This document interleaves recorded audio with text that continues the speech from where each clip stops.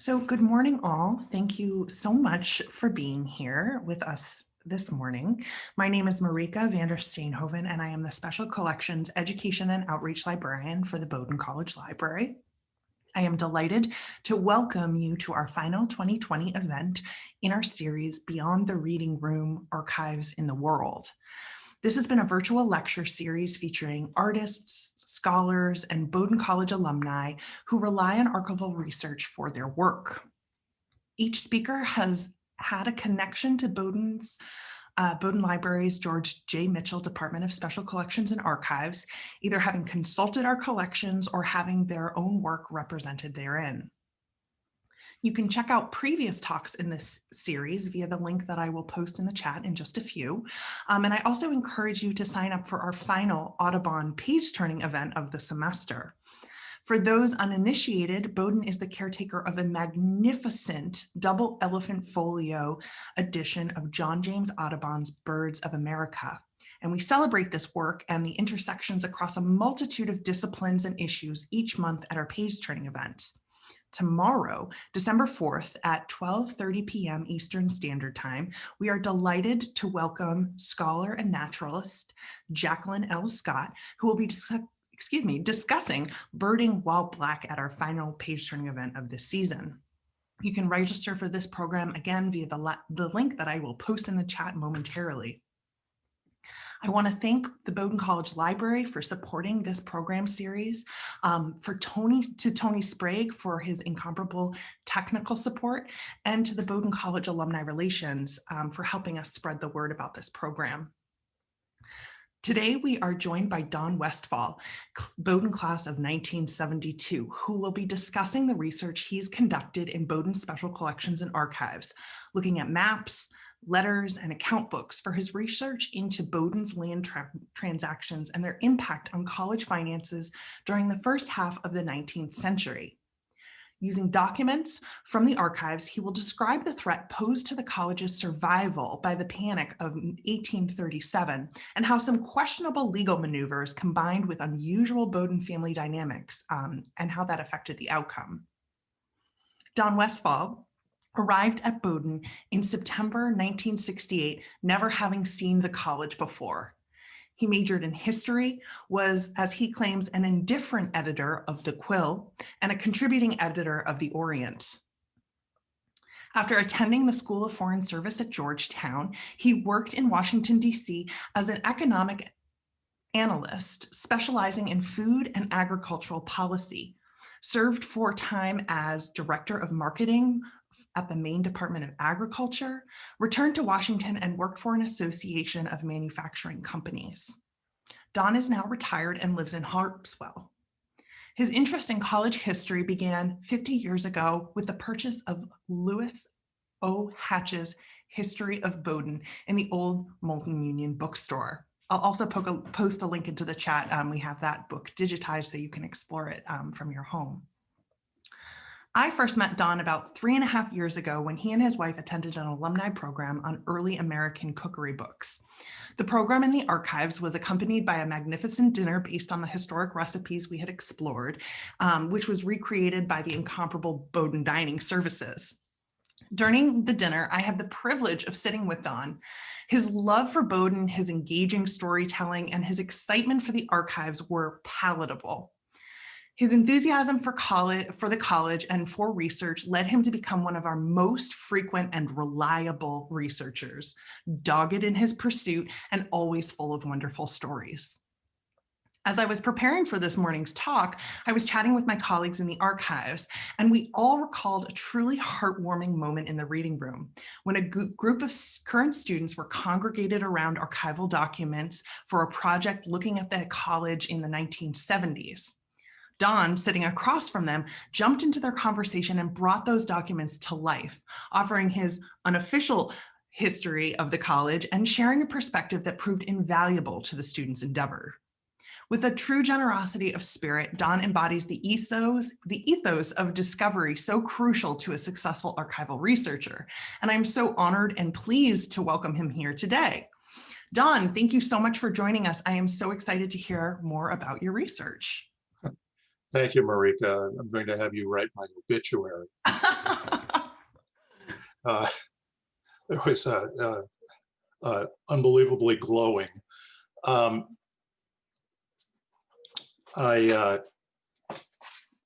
took this picture several years ago. I happened to be walking across the campus, and I saw the weather vane over over Memorial Hall, and thought it would make a great picture. And so I use it as my wallpaper, and I thought it would make a nice beginning for this presentation. Might as well just jump into it because I have a lot of slides to show, and I hope that those who are watching have screens big enough to see all the small print that I've managed to put down in this PowerPoint. So here we go. You can't do research on Bowdoin without having to read the secondary sources first, and these are the three big ones: the Cleveland Packard History of Bowdoin College, Hatch's History, and then a small college in Maine by Charles Calhoun. These three books have really very different approaches to the college's history, and it's kind of interesting to think about that as we go through this presentation. Packard and Cleveland really assumed that the college was the alumni, that the students, that the history of the college was inextricably tied to the people who had attended it. And so although there's a thin section at the beginning of the history, which is essentially Packard's reminiscences and a brief history of the college, the rest of it is nothing but biographies of alumni into the 1870s. Hatch came along in 1927 and produced a book which is it's sort of a cross between Tom Brown's School Days rather, and a book that Hatch describes as something designed to please all Bowdoin boys. And it's a sort of nostalgic history of the college. And then Calhoun in the 1990s or 1980s or 90s, I can't remember which now, produced a much more scholarly, heavily footnoted history that touches on, tries to put the college into some kind of context with social, economic, and political information about Bowdoin. And the three of them together give you a really good view of the college, and all three draw on the archives. So first I need to give a little shout out to the lovely ladies at Special Collections and Archives. Marika already told you about our dinner with Kat and Marika. I wanted to mention that Caroline Mosley, the college archivist, has been invaluable as a helpmeet. She has done an amazing job of pulling information and suggesting things for me to look at. I started with the trustees and overseers minutes and moved on to boxes of records from the treasurer's office on land sales.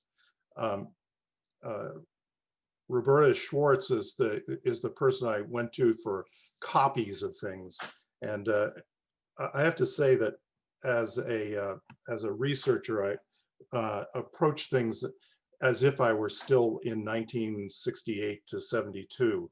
I came in with a yellow pad, an empty yellow pad, and a ballpoint pen, which they took away from me, and gave me a pencil. and said, okay, go ahead. And I started taking notes and writing down, writing longhand, all of these letters, rewriting them.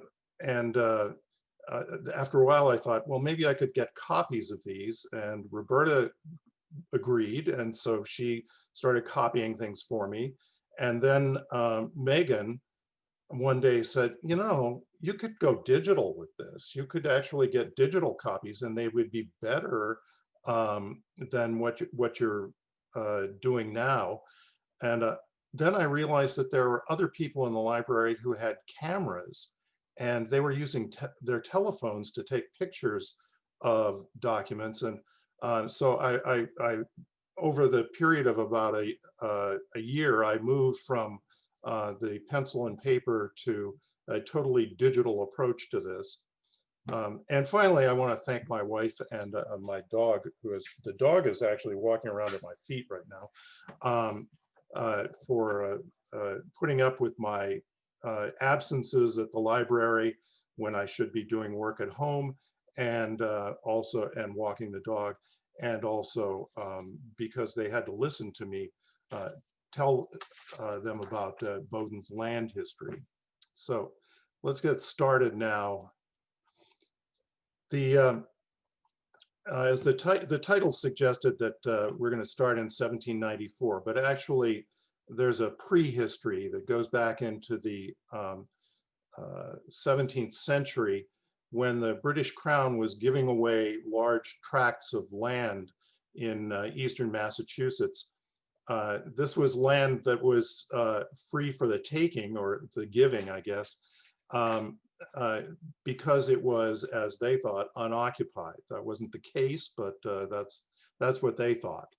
The people who got the land were called the Great Proprietors, and there were three major land patents: the Plymouth patent, which ran along the Kennebec River; the Waldo patent, which covered most of the mid-coast and up into Maine; and then the smallest of the three, the Pejepscot patent, which is the one we're going to look at most closely. It claimed 4 miles of land on either side of the Androscoggin River, from Merrymeeting Bay up to just above Lewiston. That's about 100,000 acres. Not much compared with the other 2 patents, but a lot of land. Now, this map is unfurled. It's a beautiful map from 1772, commissioned by James Bowdoin II. I should explain, by the way, about the first, second, and third Bowdens. They all just went by James Bowdoin. The college, sometime in the 19th century, decided that it was hard to keep these people straight, and so they started assigning them Roman numerals like they were kings. But this was commissioned by James Bowdoin II, and it's a piece of land that's 2 miles wide, and I forget, the 17 miles long, maybe. And it's you can see here, I don't know whether you can see my cursor, but the Bradley Pond is on the northern edge of Topsham. Here's the Androscoggin River, and here's Merrymeeting Bay, and way up here at the other end is where present-day Lewiston is. So this is a good chunk of land. This is it in modern context, topographic map, and showing that it's 31 square miles, or about 20,000 acres. And let's see here, what is it? And this is Bradley Pond again. Here's the Androscoggin. This is the Cathants River. Now, just to jump ahead a little bit, this is the college's far-flung empire in the early 1800s.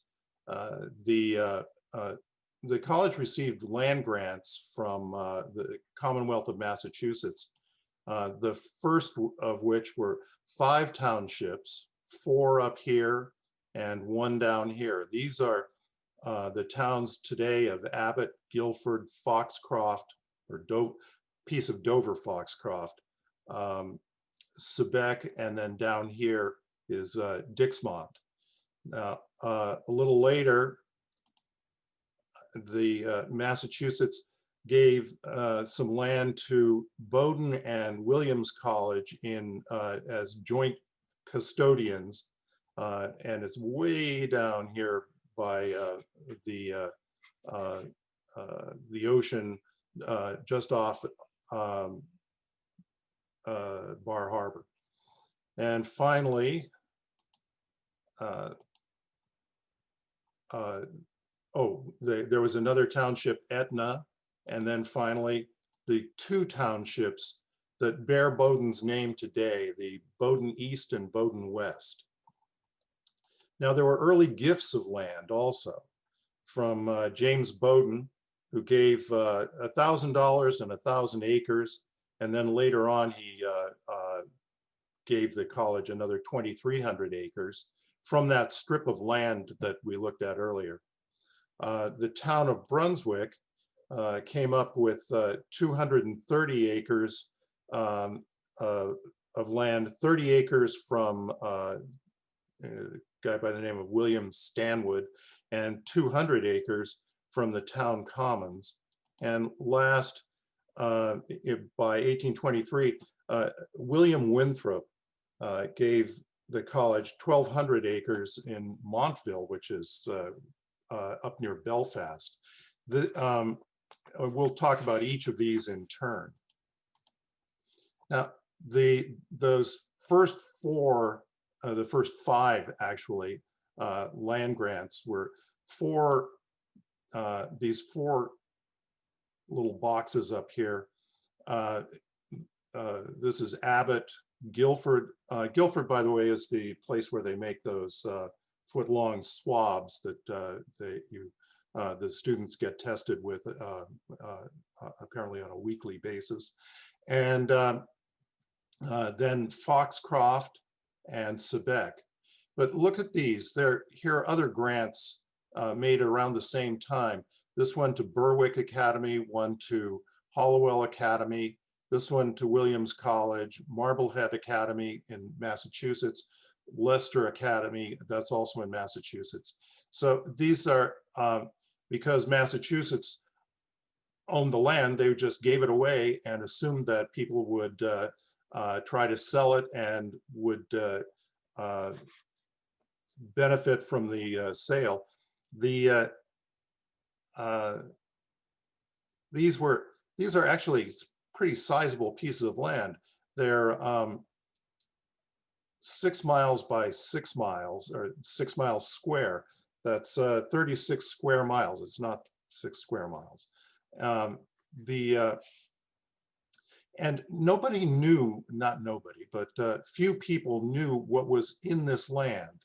So it was necessary to go out and explore it. And Bowdoin's extraordinary first faculty member, John Abbott, was also the person who explored it. He had many jobs at the college. He was the librarian, treasurer, and land agent, and none of which he did particularly well. But he was great at going out into the woods for weeks and months at a time on horseback to explore all these lands, to get some idea of whether they were forested, what kind of wood was on them, because it was the wood that people wanted. They wanted the land for farming, but if you didn't have wood, you couldn't survive, because that was the only way to heat and to build. So it fell to Abbott really to go out and explore the land. He was he got the job as a professor mostly because his brother was the headmaster at Andover, and Abbott had gone to Harvard and then taught there for a while, but had been a kind of indifferent teacher. So he ended up working as a bank cashier in Portland and was available when the college wanted to hire a professor of ancient languages. He was not very well organized, and his much of the early treasurer's reports consist of little scraps of paper on which Abbott has written that he's received such, a few dollars from some landowner who's making a payment on a mortgage. And it's very hard to make sense out of what Abbott left, but his reports back on the quality of the land are really invaluable and help the college understand what they had to sell. So in 1801, the college managed to sell the land that was furthest or closest to the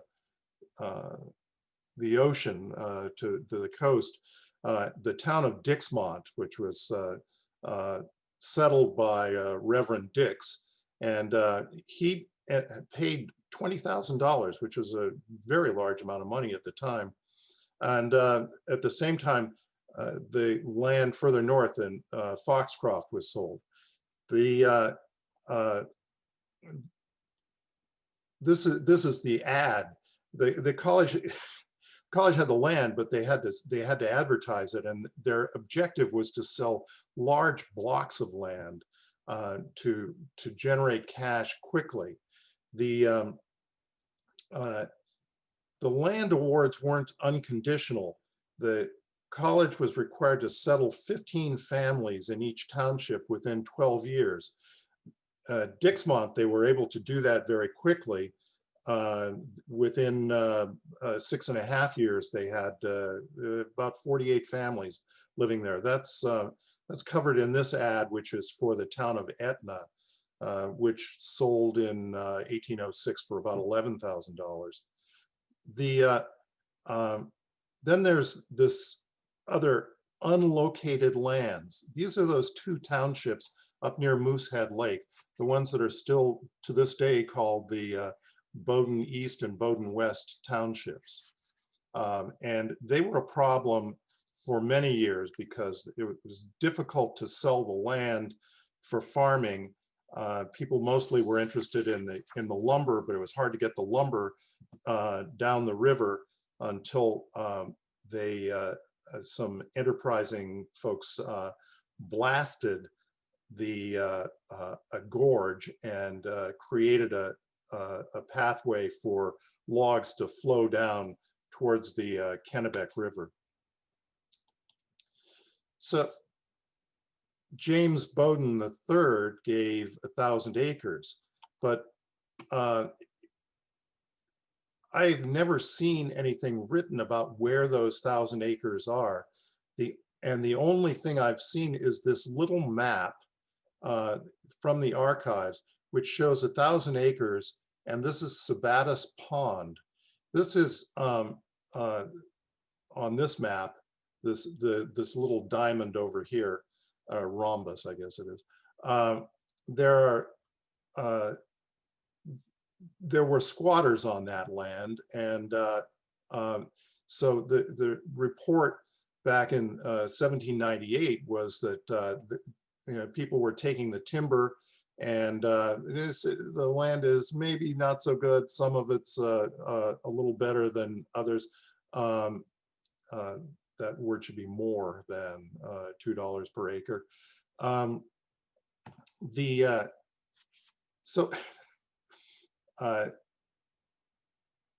We don't know anything about, from the college archives, at least that I've seen, about who settled there.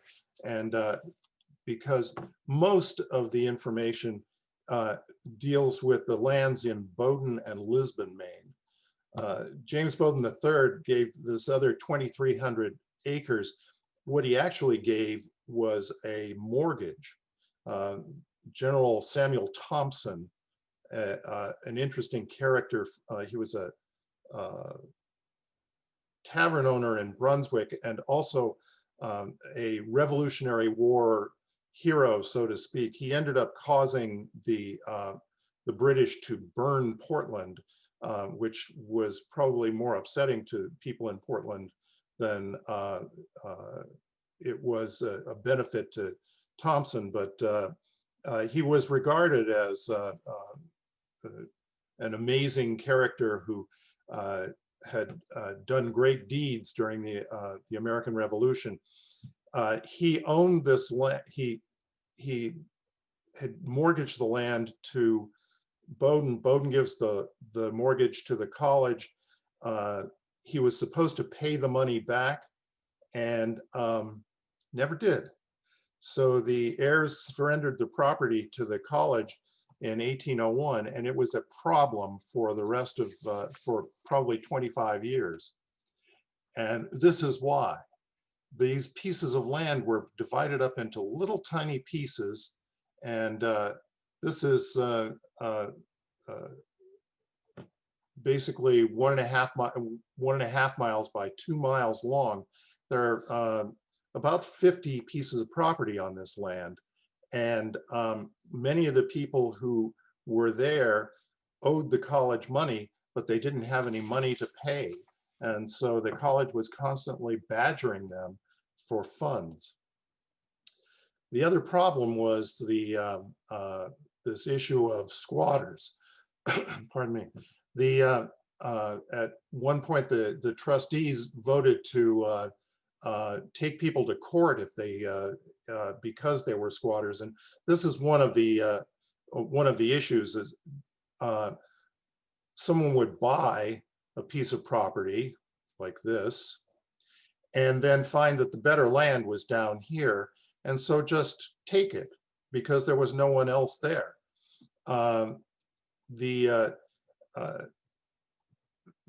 When surveyors went to realize where the land was and who was a rightful owner,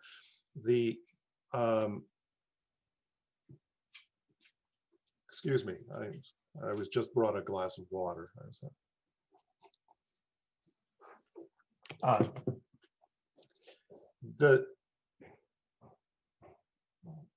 These squatters had assumed that they could just settle wherever they wanted because they were improving the land, and that they were adding value.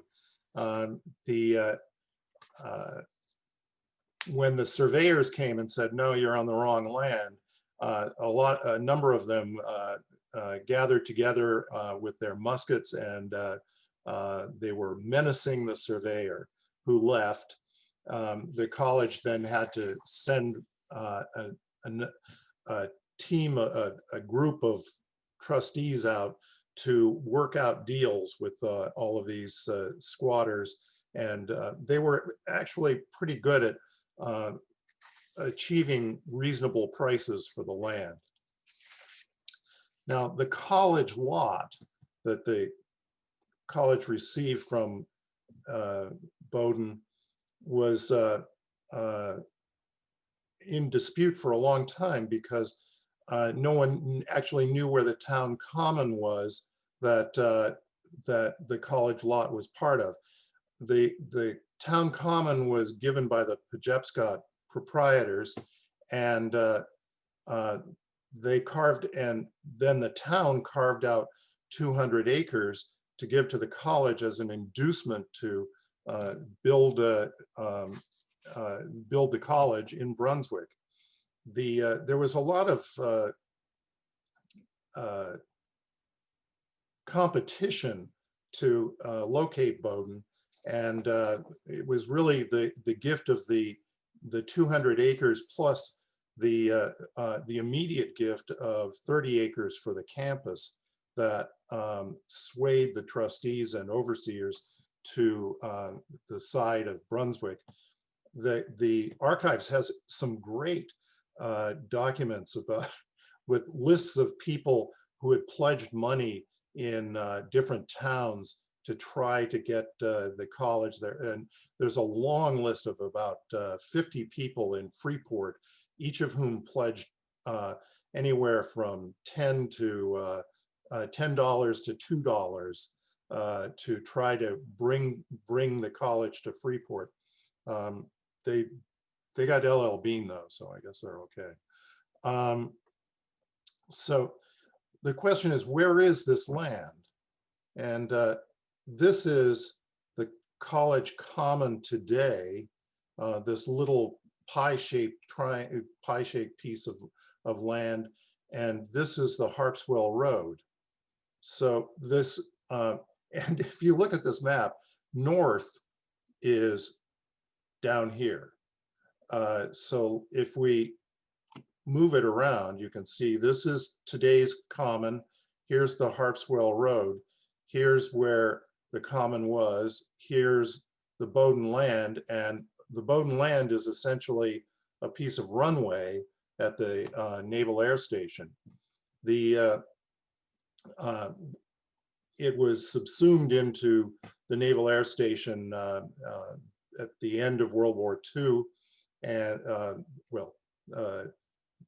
the Naval Air Station existed before World War II, and the land was eventually taken legally after World War II when the Naval Air Station was made permanent.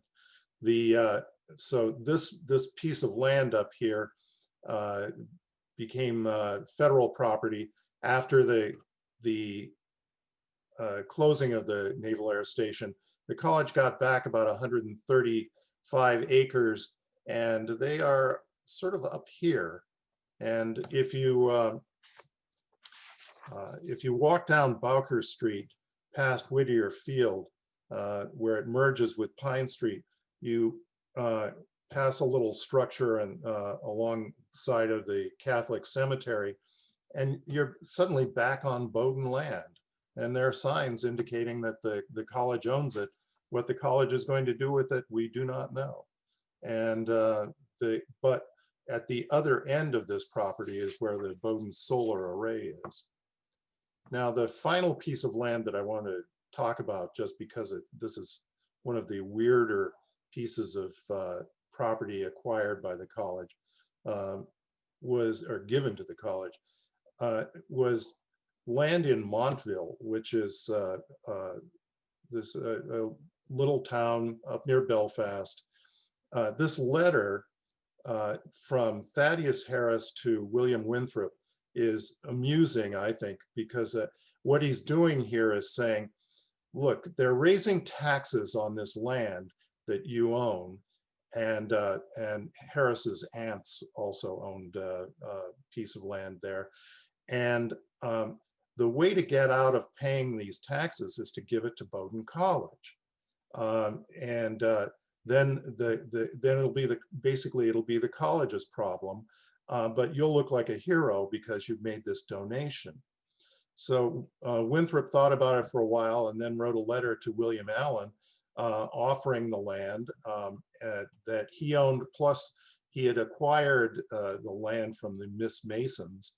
And he notes at one point in this letter to Allen that there are trespassers on 2 lots. Well, that's about 300 acres, and the lot's only 1,200 acres. So, or the land is only 1,200 acres. So much of it was going to be a problem. But he assures Allen that Dr. Harris, who was bringing this letter to Allen, knows the value, and he'll be able to give you a lot of information. I'm sure that Harris's presentation to Allen did not disclose much about the actual value of the land, because later on Abbott said that it was not worth $2 an acre. which was sort of the going rate for land in the eastern regions. Now, it was hard selling land in small pieces, and that's the way they had to sell the land in Guilford and Abbott, because they were selling to individual settlers rather than to wealthier people who would buy it and then act as land developers. This letter from Abbott to Ruel Williams, who was acting as land agent for the northern lands, so it begins, the Treasury has been unusually destitute of cash almost the whole of the current term, so much so that the treasurer, who is Abbott himself, has found it impossible to keep up his usual punctuality and payments. The salaries of some of the officers, those are the faculty members, were not discharged as usual on the 2nd of June, the quarter day, but have been paid, all of them, some weeks, except the treasurer's, and he receives his today. So basically, he's complaining to Williams about the failure to send money to the college because the college needs the cash for operating purposes. And this was a chronic problem from about 1800 till about 1832. The college had cash flow issues that resulted from the slow sales of land in individual lots in the northern areas. Now, Ruel Williams, who was became the land agent when John Abbott retired. Abbott had dementia, and he retired due to mental infirmity. Dementia was my diagnosis. They said that he was a happy man for the last few years of his life, even though restrained.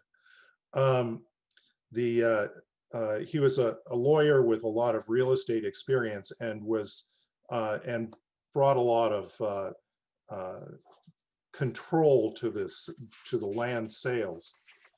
And he worked closely with Joseph McKean, who was the son of the first president of the college, and he assumed the job of college treasurer. And this is a sample of McKean's accounting for assets and liabilities.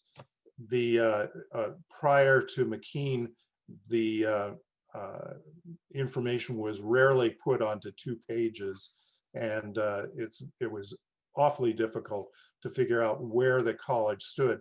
And the trustees were constantly asking for accounting and setting up committees to figure out where the money was.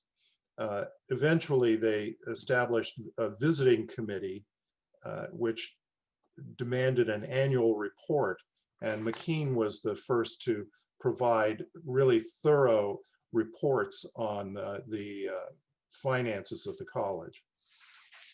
So by the end of the 1830s, there were a bunch of little remnants, and most of the big pieces of land had been sold, and those proceeds had been invested. But the investments proved to be less than stable. By 1840, after the Panic of 1837 became the financial crisis of 1839, and it dragged on into the early 1840s. And during this period, the college's endowment, which was really just stock in banks, because that's where they were allowed to invest, was in bank stock. The endowment fell from $82,000 to $46,000. That's a 52% decline. That would be a huge hit for any institution. And Bowdoin was the largest stockholder in the Bank of Portland, Casco Bank, and Manufacturers and Traders banks. And these banks, the Bank of Portland went belly up. The others survived, but just barely. And the college needed a plan to deal with this.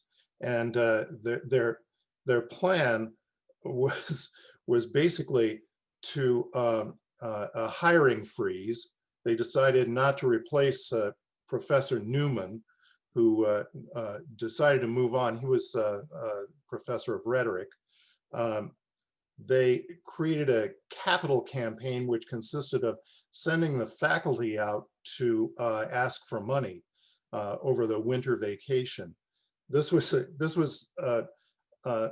somewhat successful. They got about $6,000 in subscriptions, but after the winter term, the students complained because the faculty seemed ill prepared for the spring semester. And the faculty basically said to the visiting committee, "What do you expect? We were out raising money and we didn't have time to prepare our lectures." And so in addition to the $6,000 that the faculty raised, and they hired a guy who was also a trustee to get to go out and look for money, and he was given a bounty. He got 5% of every dollar that I think it's 5% of every dollar that he raised. The most interesting part of their action plan was that they asked our female friends who have taken measures to aid the same object by appropriating for our use the proceeds of the sale of beautiful articles wrought by their own fair hands, directed by elegance and taste for which the sex is distinguished. And this was sort of a ladies' auxiliary that came into being. They raised a significant amount of money for the college, and most of that was to go for the construction of a chapel, which was something that President Woods was very interested in doing. So that's the background on land. Now we have to move on to and move back in time to the Bowdoin family, because the resolution of this financial crisis has a lot to do with the way the Bowdoin family structured its own finances and their wills. So the first thing to notice about this abbreviated family tree is that James Bowdoin III and Sarah Bowdoin were cousins, and that they had no children. And Sarah Bowdoin was an only child, the only surviving child of William Bowdoin, who was James Bowdoin II's half brother. So they brought together both sides of the Bowdoin fortune. She inherited from her father, and James Bowdoin II provided for James Bowdoin III plus his daughter, James Bowdoin II's daughter, Elizabeth Bowdoin, who was married to a British baronet, Sir John Temple. James Bowdoin III, having no children, had an interest in his nephew, James Bowdoin Temple. And he writes this letter to Lady Temple, his sister, in which he, if this were a letter written by a college guidance counselor, the student would probably get into Bowdoin today. his present acquirements, his industry, his love of books, his resolution and firmness to prosecute the studies of an ordinary profession, to acquire fame in it, and thereby introduce himself, blah, blah, blah. He thinks he's, this makes this 17-year-old sound like someone who's in his 50s. It's quite an amazing letter. It's the section just about James Bowdoin Temple is 900 words long, and takes up most of this quite long letter. So 10 years later, from the letter books of James Bowdoin III, we find a letter to James Bowdoin Temple, basically making him an offer he couldn't refuse, especially if you're the younger son of a baronet. You're not going to get the title. And he says, basically, well, I don't have any children, and I promised my father that I would select some one of his relations, a young man of worth and of good reputation, to bear up his name. And he's making the offer. You could be that young man, but there are some conditions. You have to become a citizen of the United States. Temple lived in England and had lived most of his life in England, except for the years when he went to Columbia University, or what became Columbia University. He says, you have to change your name.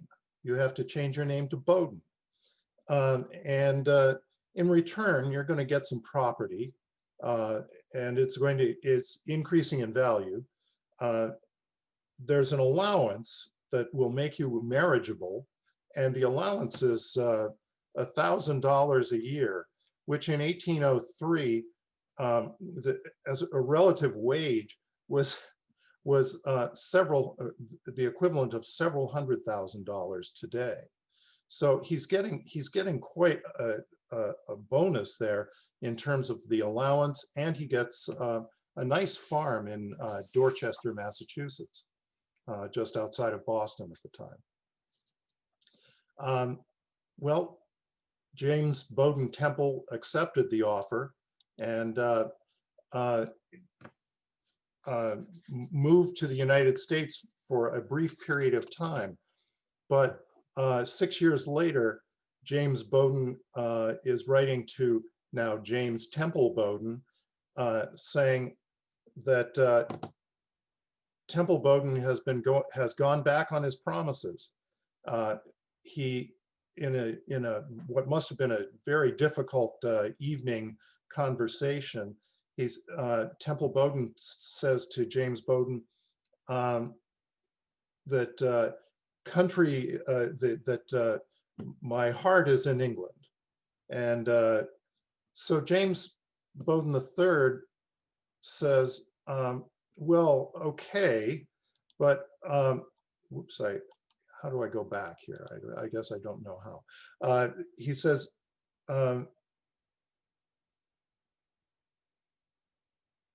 if you give up your firstborn son, would that be enough? Would you do that? And Temple Bowdoin says, well, my wife wouldn't like that. And this is sort of this weird Rumpelstiltskin move that James Bowdoin III made. But he's just getting revved up here, because he now says in this letter, well, you're not going to have a claim on my estate, because your mother has already been given her share, and no Bowdoin money is going to be spent in Europe, and you're not going to get an allowance as long as you live in Europe. Temple Bowdoin went back to England, and somehow they managed to patch things up. And by 1811, when James Bowdoin III died, he's still included in the will, He gets the mansion house on Beacon Street in Boston, some lands on some island lands off Woods Hole, but the land is now entailed. It is held by the oldest son, oldest male descendant. This is sort of Jane Austen meets Charles Dickens here. And if Temple Bowden fails to produce a male heir, it all goes over to James Bowden Winthrop, who is James Bowden III's great nephew, but only if Winthrop changes his name to Bowden. So this will ties up the estate and it leaves it in the hands of people who are willing to change their names, and they did. So there are 3 new Bowdens on the family tree here. James Temple Bowden, James Bowden Winthrop becomes James Bowden, and John Temple Winthrop becomes John Temple James Bowden. It's not clear why John Temple Winthrop changed his name, but he did. And when he died, he died a Bowden. Now, Sarah Bowden Dearborn weighed in 1826, and she left most of her money to her former companion, who was a niece, Sarah Bowden Winthrop Sullivan. And she takes care of Mrs. Sullivan quite nicely, and then leaves a substantial amount of money to James Bowden Sullivan, or James Sullivan III, he's called. But on the condition that he drops Sullivan as his name and goes by James Bowden. And if he dies without issue, then the estate goes to George Richard James Sullivan, but only on the condition that he change his name and drop the Sullivan and add Bowden.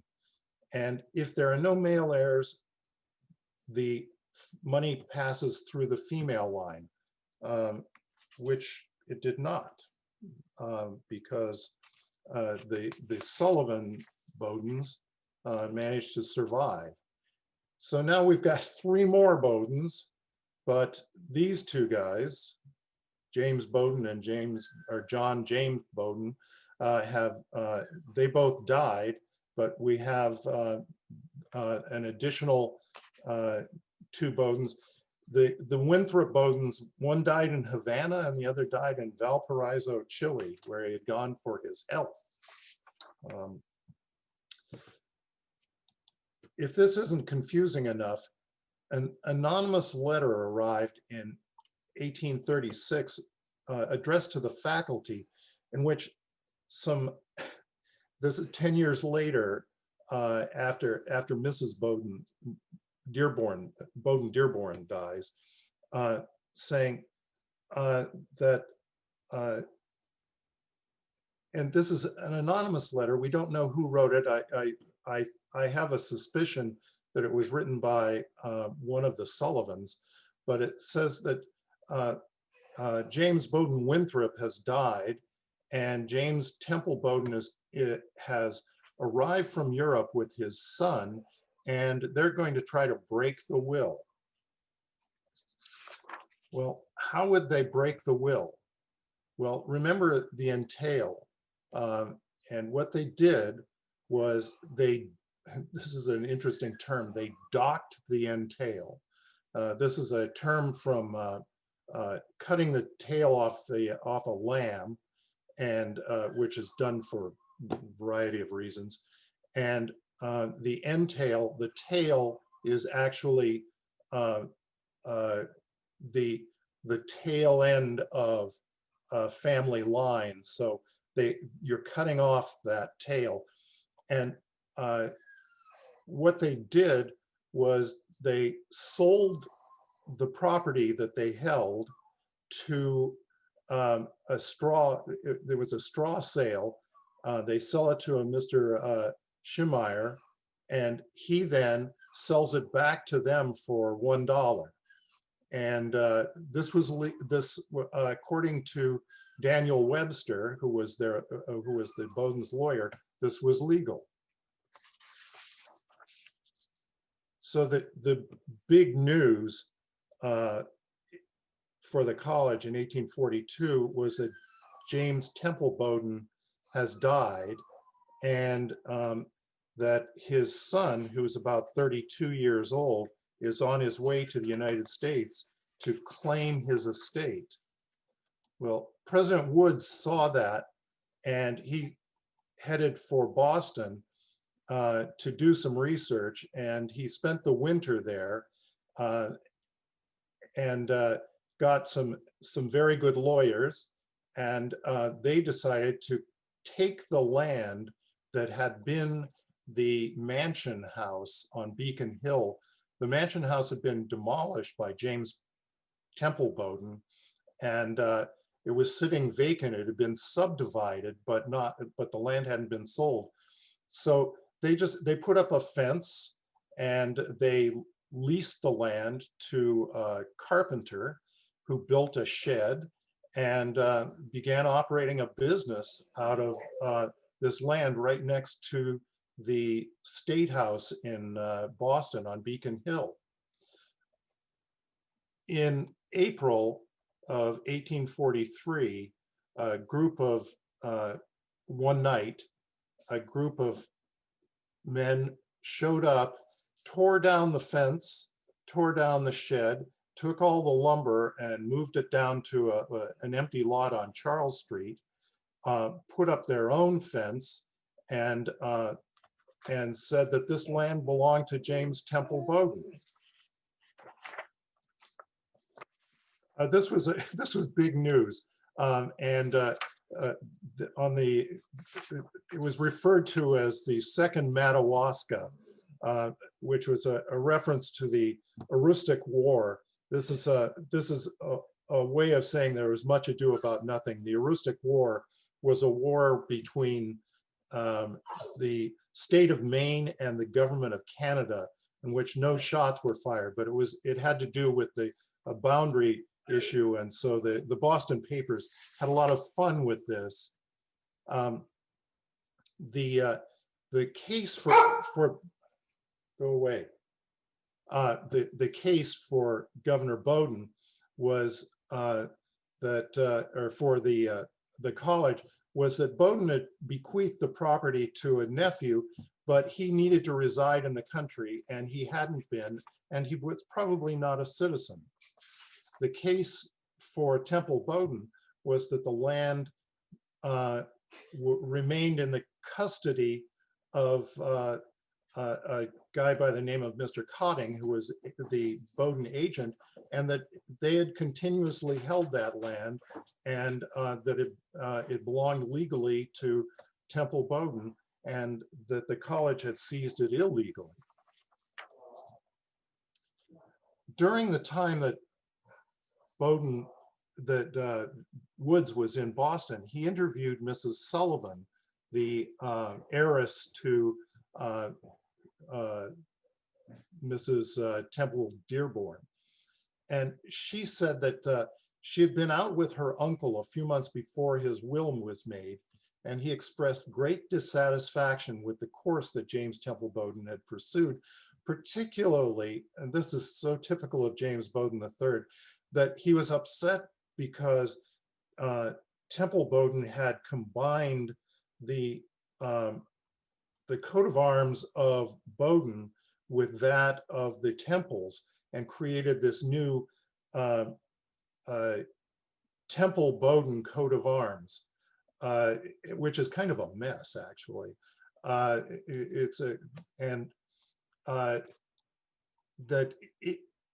Because of this and other offenses, James Bowden III would have disinherited Temple Bowden, but he had promised Temple Bodens' father-in-law, Mr. Dickinson, who was a good friend of Bowdoin III's, that he would honor the deal, which bestowed all of this land and money on James Temple Bowden. The other aspect of this interview was, oh, by the way, this is President Wood's handwriting, and it's really hard to read. It took me a long time to figure out what this was, and especially because the paper had been, it got wet and the ink ran. But anyway, she says that her father, Governor Winthrop, who was also a friend of James Bowden's, had told Bowden that the entail was contrary to the spirit of our institutions, and that but Bowden said, no, I can do this, and it will hold. Well, obviously it didn't. So what were they arguing about? This is the land subdivided. This is the land that this little plat covers, and it is right next to the Capitol in Boston. It today would be incredibly valuable land, and it was basically empty lots at that time. The land in the island is Nashon Island, or Noshawn Island, I guess, just off Woods Hole. This is Woods Hole over here, and Martha's Vineyard. It was described by Robert Gardner, one of the trustees of the college, as 1/4 a moving sand, and the wood and timber of little value, but he thinks it might be nice as a gentleman's domain. And it had been appraised at $375,000, which was a huge fortune. And the reason was that when Bowden was alive, he kept a flock of merino sheep, and it was one of the few, he had been able to get merino sheep out of Spain because he had been ambassador to Spain, although I'm not sure he actually went there, but he spent most of his time in Paris. But he got this flock of merino sheep and sent them to the island, and a single ram was worth $1,000. So the island itself was less valuable than the livestock on it.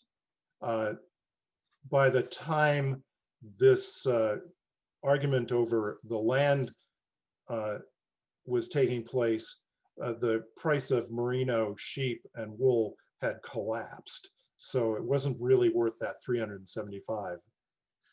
So the college managed to hire this sort of dream team of lawyers. Jeremiah Mason was the greatest lawyer of his time, according to his biographer. He was the brother-in-law of President Appleton.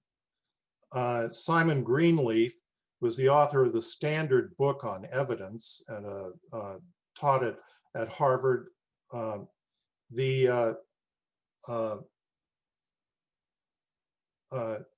Benjamin Curtis, later on, he was 34 at this time.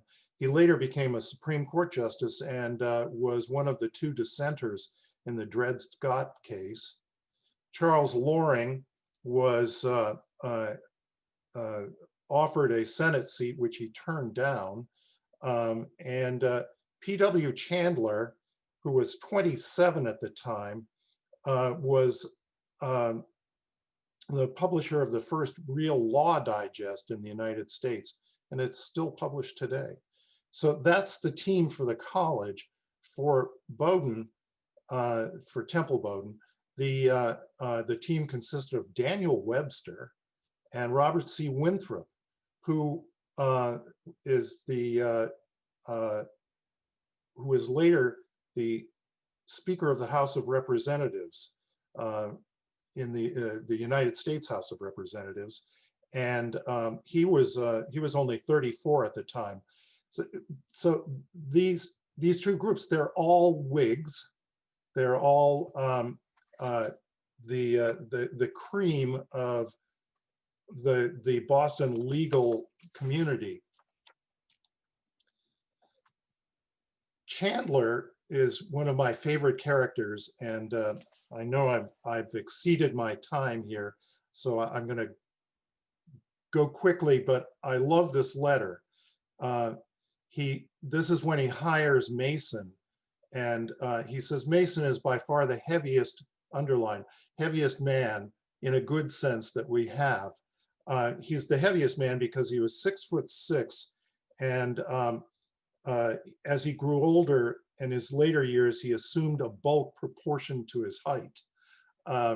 Anyway, he said, after taking some time about the case, I put a $100 bill on the table and told him that he ought to have received his retainer.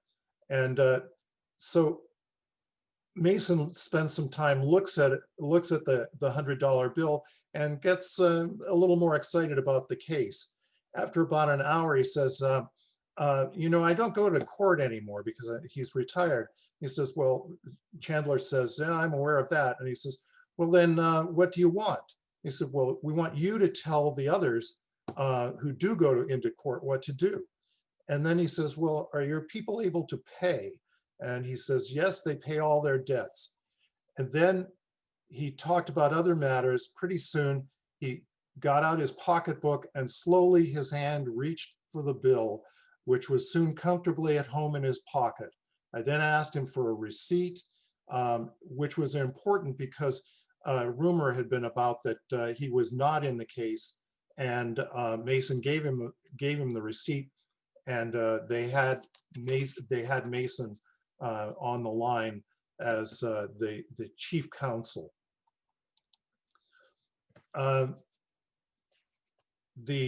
Chandler became a little irritated with Mason because he wouldn't tell him what his strategy was, but ultimately, basically, he said that you really have to compromise.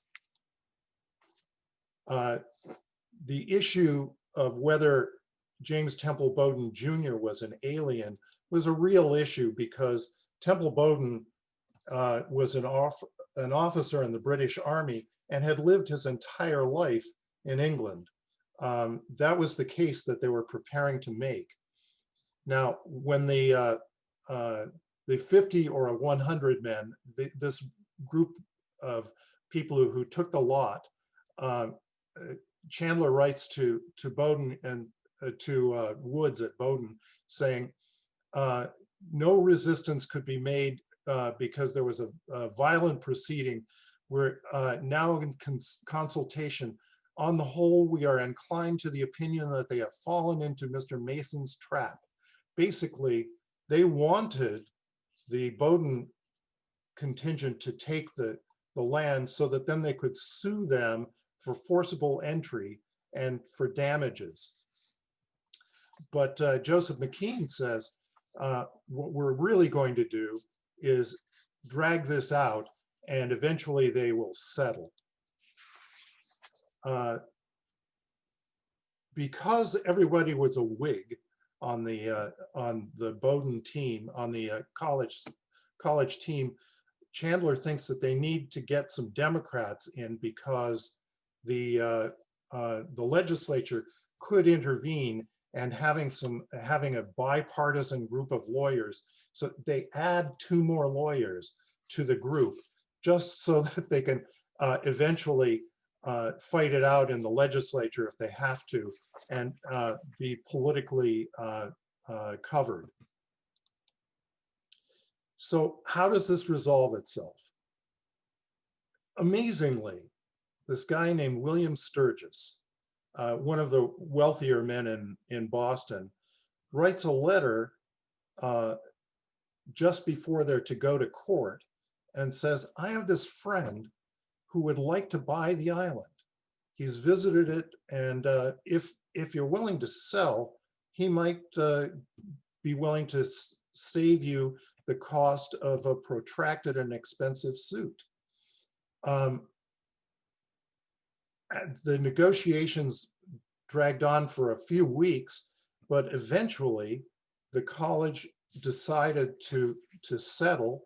They reached an agreement which the college took 1/3 of the amount, or 30%, and the Temple Bowdoin got 70% of the sales, and the Bowdoin estate ended up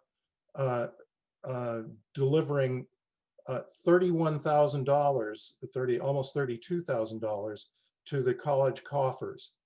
And this was a delight for President Woods, because he wanted a college chapel in the worst way, and much of that $30,000 was allocated to the chapel,